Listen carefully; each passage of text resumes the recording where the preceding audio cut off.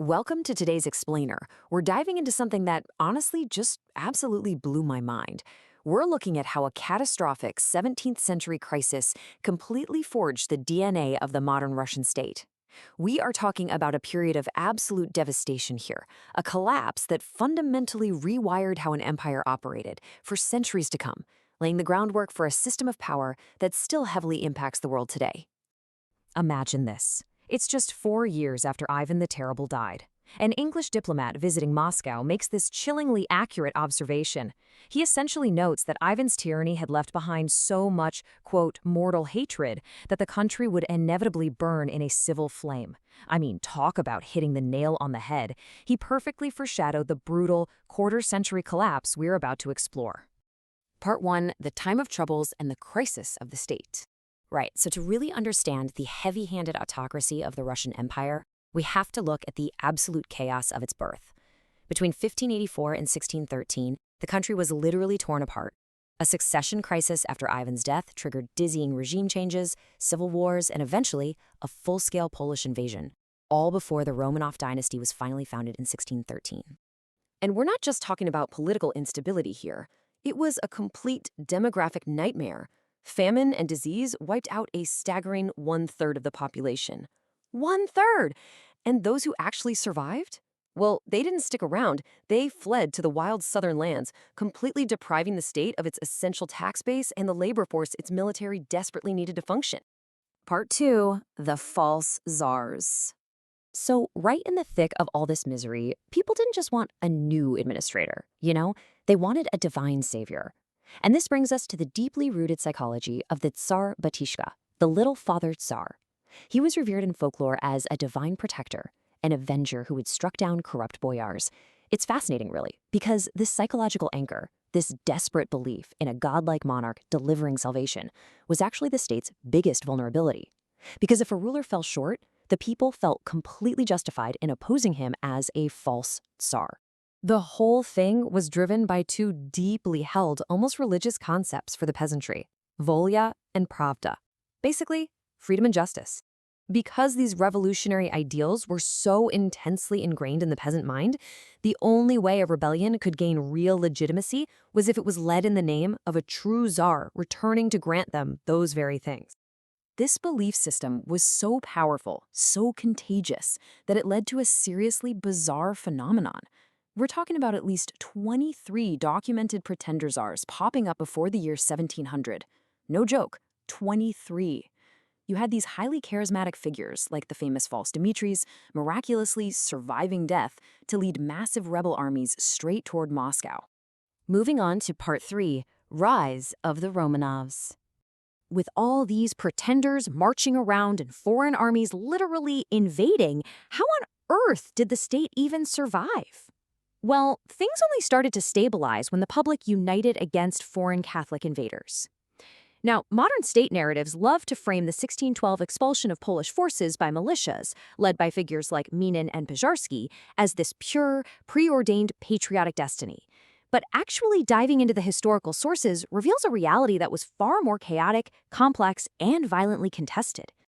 Here's a massive what-if of history for you. When the sickly, poorly educated Mikhail Romanov was elected in 1613, the leading boyars actually tried to limit his powers. Think about that for a second. There was this brief, fleeting window for a European-style parliamentary system to take root. But the chance was entirely missed. As the new Romanov dynasty entrenched itself, autocracy simply tightened its grip once more. Part 4, the Law Code of 1649. To keep funding endless wars and, frankly, to prevent another total collapse, this new dynasty needed terrifyingly efficient control. Before 1649, citizens actually had a sacred traditional right to directly petition the Tsar. But after massive tax riots, the government rushed out a new law code that completely outlawed direct petitioning. The punishment for trying? Having the soles of your feet savagely beaten. They systematically traded a personal relationship with the Tsar for strict, unfeeling bureaucratic regulation. To actually enforce this new, highly regulated state, the bureaucracy just absolutely exploded. To put the numbers into perspective, from just around 300 officials in Moscow in 1613, it ballooned to over 2,000 full-time clerks by the 1680s. This administrative machine reached into every single corner of people's lives and rigidly froze all social classes in place. Now, what's truly staggering to realize here is just how early the state normalized mass surveillance. This system of collective responsibility made denouncing traitors a legal duty under penalty of death, and they even applied this to children. Let that sink in. If you failed to inform on your own relatives, you were executed. It's a really dark realization that state informing was baked right into the system long before modern authoritarianism. Part 5. The Chains of Serfdom. Of course, the absolute most devastating consequence of all this top-down control was the total destruction of peasant freedom. And it happened in these brutal, calculated stages. First, an economic downturn created massive peasant debt, which forced desperate people into indentured Kabbalah contracts just to survive. Finally, the state cemented it in the 1649 Law Code, legally binding peasants to the land and straight-up criminalizing flight. The state systematically traded peasant mobility for the loyalty of the landowners. The result of this catastrophic shift, a staggering 90% of the peasantry effectively became property. 90%. That means the vast majority of the population was stripped of all leverage, completely unable to move or negotiate, and forced to live under the constant threat of arbitrary violence. And the impunity these landlords enjoyed was pretty much absolute. We're talking historical accounts of arbitrary floggings, rapes, and the horrific weaponization of separating families. In one particularly chilling example, a landowner sent 2 of her household serfs into penal exile in Siberia for the sole reason that they didn't remove their caps and bow to her properly. This unchecked cruelty bred a deep, simmering hatred that would haunt Russia for centuries to come. Part 6. Rebellions and Empire. So what exactly happens when you create this massive societal pressure cooker defined by autocracy and serfdom? Well, internally, it blew up into the massive Rosin Rebellion in 1670, and the human cost was just staggering. Up to 100,000 rebel fighters lost their lives when the state mercilessly crushed the uprising of the have-nots against the boyars. Captured leaders were brutally executed in town squares just to send a terrifying message about defying the Tsar. But simultaneously, all that intense internal pressure pushed the empire outward. It literally doubled Russia in size during the 17th century.